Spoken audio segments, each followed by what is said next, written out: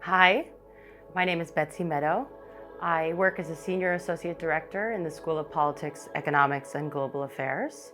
And most importantly, I am a daughter, I am a sister, and I am an aunt to two incredible nephews.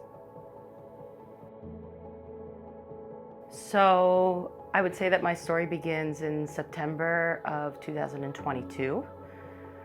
While working full time, I started doing the executive MBA program here at IE University.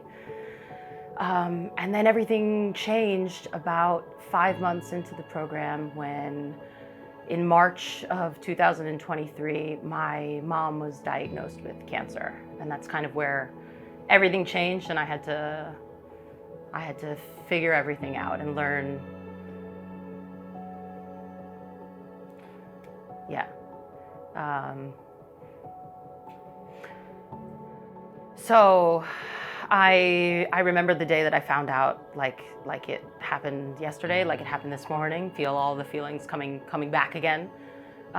It was the second residential period of the executive MBA, so it's when, right, all of my coworkers, all my classmates are spread throughout the world in all different locations, and we have these residential periods throughout the year, 3 or 4 times, where we all come together, we study in Madrid, we bond, we go out together, we have a wonderful time, and then we go back to our respective countries. It was one of the last days. We were all planning on going out that night, and some of my friends were mothers and are mothers and fathers and wanted to get presents for their kids to go back to their home countries with. So they wanted to go shopping. So they asked me to take them shopping. So obviously I took them to Gran Via, and we were all shopping, and I get a phone call from my dad. You know, all of these people walking past me, and I'm trying to listen to my father, and he just says, "Your mom had some recent scans, and we went to the doctor today, and we found out that she was diagnosed. She's been diagnosed with uterine cancer." And I didn't even know how to react. I was on like autopilot. I hung up the phone with my father. I started hyperventilating on Gran Via, and and I just feel like a tiny speck in the sea of like people, of like, oh my God, my life is about to change. My family's life is about to change. And I just like autopilot start walking from Gran Via to my house in La Latina, all the way crying hysterically, hyperventilating, and I just didn't know what to do with myself. And for the remainder of the residential period, I could barely speak. I didn't tell anybody what call I had received a few days ago, because every time I went to go open my mouth, even to communicate with anybody, I just started crying. So for the next 9 months, essentially every 5 to 6 weeks, I was going back and forth from Madrid to New York, and I would wake up around 4 o'clock in the morning to be on Spain time and to fulfill my professional commitments. I would work throughout the day, and then in the afternoons, I would dedicate my time to completing forums and assignments and group projects and all of those, international Zoom calls, all the while trying to support as best I could at home. So that meant, going to medical appointments with my mom and with my dad, helping around the house. I was exhausted, both emotionally and physically.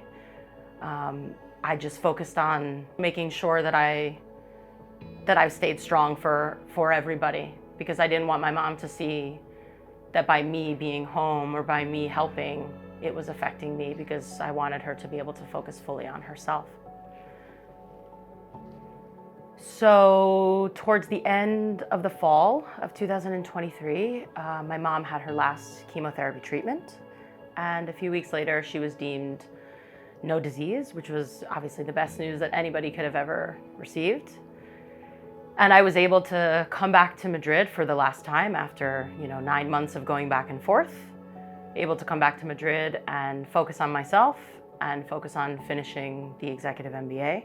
Everybody would be able to go back to their normal roles. My mom as being a mom, my dad as being a dad.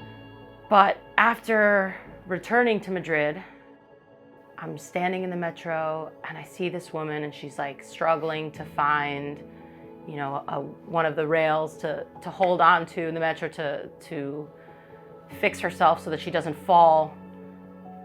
And I'm standing there and I'm watching all these people that are sitting on the seats in the metro, and not one of them even makes eye contact with her. Not one of them says to her, "Do you want to sit down? Would you like to have my seat?" I mean, she's like visibly ill, and nobody is saying anything to her. And I'm watching this throughout all of my stops, and I want so badly to say something to them, like, "Can't you see she has cancer? Like, get up, let her sit, let her be comfortable." But I'm paralyzed. It just was this feeling of like rage and anxiety all at the same time. And I was angry at myself in the moment that I wasn't able to speak up and say anything to anybody, even though I wanted so badly to say something to someone so that they would offer her their seat. And I subsequently had, a few more episodes like that, either where I had seen, again, somebody sick in the metro and I was just overcome with sadness and wound up crying, or routine conversations that one would normally have, with your boss, that under any normal circumstances would have just would have resulted in me, like a normal meeting where your boss gives you feedback about a project or about something that you've done. And under normal circumstances, you would just take the feedback, make the corrections, and get on with your day, right? But I had a few episodes during the beginning of 2024 where my boss gave me, feedback in a respectful and constructive manner. And after the meeting was done, I had to go to the bathroom and just cry. So those were some moments at the beginning when I realized that I wasn't okay. So I realized that I needed to do something about it because it was not normal for me. Reflecting back on that time, I started to work through the challenge without even realizing that I was working through the challenge. I was scared to tell people because, vocalizing something like that, even though I had been living it for the past few months, vocalizing it made it even more real.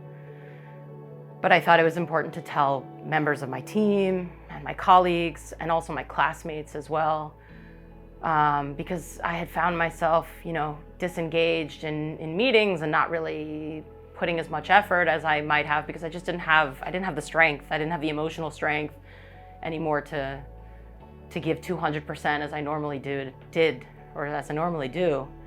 And looking back on that, I think it was really important that I did that, because it just lifted some pressure off of myself, and allowed me to focus on my mom, and on her needs during that critical time.